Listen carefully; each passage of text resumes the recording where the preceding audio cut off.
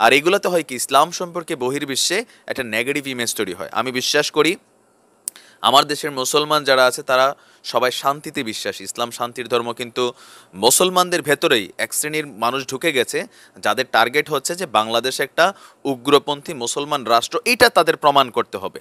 এরা কারা? এরা দেখতে আমার আপনার মতনই মুসলমান, কিন্তু তাদের টার্গেট হচ্ছে এই দেশে শান্তি শৃঙ্খলায় মুসলমানরা এতদিন বসবাস করে আসছিল, হঠাৎ করে এই বিষয়গুলো এতটা একটা রাউর হচ্ছে যাচ্ছে যে খুবই আশ্চর্যজনক।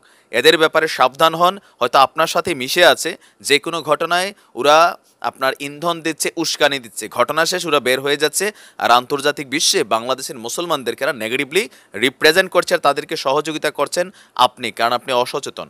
আপনি সচেতন হতে হবে।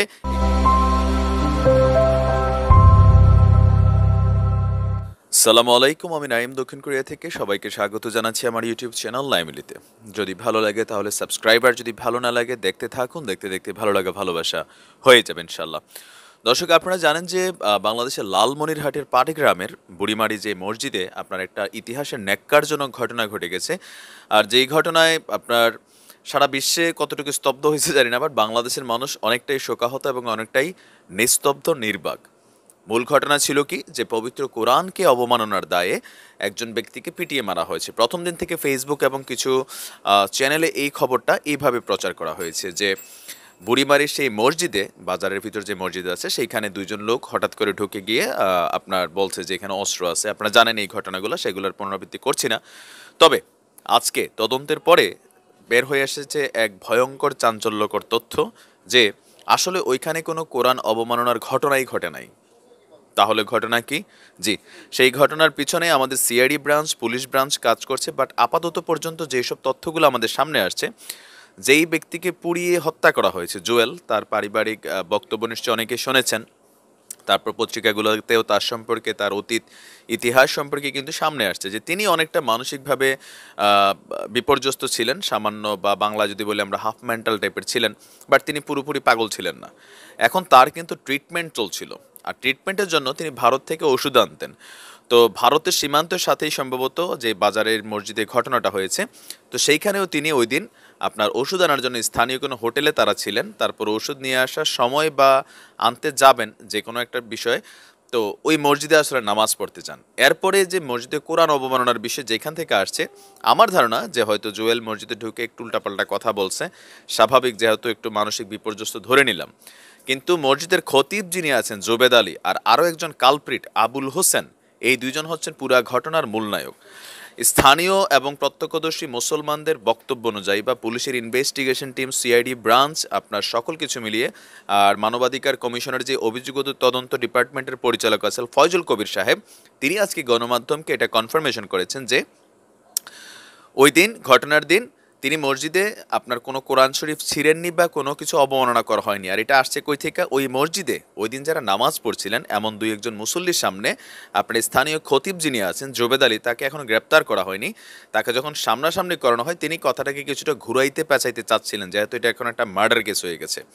আর আবুল হোসেন হচ্ছে ওই অতি উৎসাহী ব্যক্তি, যিনি স্থানীয়ভাবে আপনার সম্ভবত ডেকোরেটর ব্যবসা করেন, কি যে কয় যে বিয়ে শাদির বা বিভিন্ন প্রোগ্রামে চেয়ার টেবিল যে ভাড়াটারা দেয়, এই ডেকোরেটর ব্যবসায়ী প্রথমে আপনার আমাদের এই জুয়েল ভাইকে, যাকে হত্যা করা হয়েছে, আগুনে পোড়ানো হয়েছে, তাকে কলারে ধরে মসজিদ থেকে মারতে মারতে বের করেন।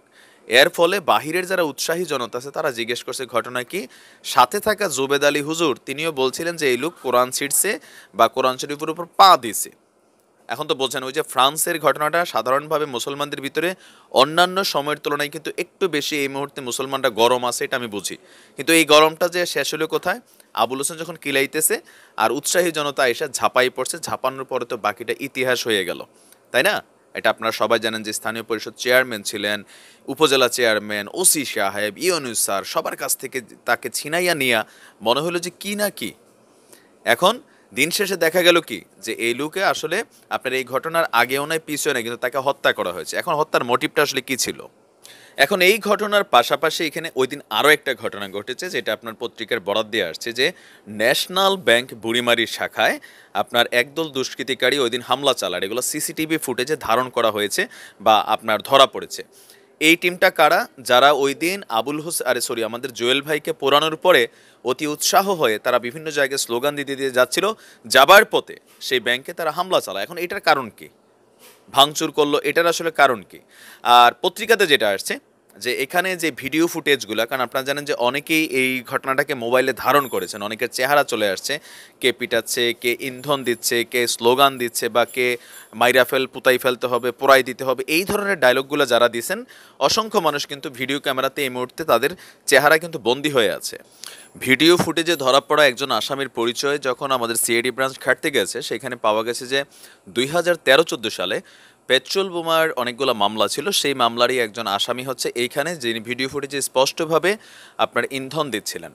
তো এটা সম্পর্কে আসলে এই মুহূর্তে আপনারা জানেন যে এটা রোববারে সিআইডির কাছে হস্তান্তর করা হয়েছে মামলাটা। সিআইডি ক্রাইম সিন ডিপার্টমেন্ট কাজ করছেন এটার আরও পেছনের বিষয়গুলো জানার জন্য।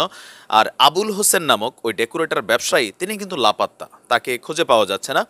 এখন পুলিশ যখন তার বাড়িতে গিয়েছে, আর আমাদের মানবাধিকার কমিশন, তার পরিবারের বক্তব্য হচ্ছে যে তিনি ওই দিন ঘটনার পরে বাড়িতে এসে যেটা বলছেন যে মসজিদে কোনো একজন ব্যক্তির সাথে তার তর্কাতর্কি হয়েছে, আর ওই ব্যক্তি না তাকে লাথি দিবে বলছে বা এরকম কিছু একটা বলছে। এরপরে আসলে তিনি ওই ব্যক্তিকে দুই একটা চড় থাপড় দিচ্ছেন, আর বাইরে কিছু না। বাট পরিবার যখন জানতে পারে পরবর্তী সময় একজন মানুষকে পুড়িয়ে হত্যা করা হয়েছে, তারা বলছে আসলে এটা সম্পর্কে তারা জানে না। আর এই ঘটনার পরে আবুল হোসেন টোটালি তার মোবাইল অফ করে সে গায়েব হয়ে গেছে। অবশ্য বাংলাদেশ ভারত ওইখানে সীমান্ত পাশাপাশি, হাইটা গেলেই সীমান্ত পার হওয়া যায়, এটা একটা ভয়ঙ্কর বিষয় এই মুহূর্তে। সিলেটের রায়হান হত্যার যিনি আসামি এসআই আকবর, তাকেও খুঁজে পাওয়া যাচ্ছে না। আমরা শুনছি কদমতলী সীমান্ত দিয়ে সে আপনার ভারত চলে গেছে। তো এরকম নানান বিষয় সামনে আসছে। এখন এই ঘটনার মূল ঘটনা যেইটাই হোক, এখানে কিন্তু ওই এলাকার জনগণ এই দায় এড়াতে পারে না। দর্শক, আপনি যদি আমার ভিডিও নিয়মিত দেখে থাকেন, আমি সবসময় একটা জিনিস চেষ্টা করি, আমাদের ধার্মিক হওয়া উচিত, ধর্মান্ধ না। এই মুহূর্তে মার্কেটে একটা ঘটনারে কেন্দ্র করে 10টা ঘটনা ঘটানো হইতে পারে। হয়তো 20 জন মানুষ টার্গেট করলে আপনাকে হত্যা করাইতে পারে। কিভাবে? যে আপনি 20 জনের সাথে একটা জায়গায় গেছেন, আপনার বা পূর্ব শত্রুতার কারণে হঠাৎ করে দেখেই মানে চোর চোর পকেট মাইর একটা আওয়াজ দিতে পারে, দিয়া তারা 19 জনে কিলান শুরু করলো। আর উৎসাহী জনতা হিসেবে আমরা যেটা করি, মানে কোথাও না কোথাও মাইরের মধ্যে যে কি সুখ আছে, কিলানোর ভিতরে যে কি সুখ আছে, সেটা আসলে আমাদের সামনে চলে আসে। তো আমরা দেখা গেছে ওইসব ঘটনাগুলোতে পার্টিসিপেট করে বসি, আমরা ঘটনার আগামাথাও জানি না। বাংলাদেশের কোথাও যে কোনো জায়গায় এই ধরনের কোনো ঘটনা যদি দেখেন যে গণ আন্দোলন হচ্ছে, জোয়ার চলছে, এখানে মারা হচ্ছে, বলা হচ্ছে যে রাসূলকে গালি দিছে, কোরআন ছিঁড়া ফেলছে, ভাই আপনি দায়িত্ব নিতে যাইয়েন না, আপনি আইনের লোক না। আপনি আইনের লোক না, এই দেশে আপনি স্বীকার করেন না। কারণ আমি সবসময় বলি যে আমাদের পুলিশ ভাইদের একটা পজিটিভ দিক হচ্ছে যে রাসূল সাল্লাল্লাহু আলাইহি সাল্লাম এবং ইসলাম নিয়ে কেউ যদি ফেসবুকে হোক বা কোনোভাবে হোক কোনো কটূক্তি করে, মন্তব্য করে, তাকে কিন্তু প্রশাসন ব্যবস্থা নিচ্ছে। আপনার উপরে আইনের দায়িত্ব দেওয়া হয় নাই। আপনি যখন এই আইন হাতে তুলে নিচ্ছেন, এই জুয়েলকে যেভাবে আপনারা পোড়াই দিছেন, এখন এই যে মামলাগুলো কয়দিন লড়বেন? এই গল্পগুলো আমাদের সচেতনতার জন্য। তো যাই হোক, ভালো থাকুন, সুস্থ থাকুন। আসসালামু আলাইকুম রহমতুল্লাহ।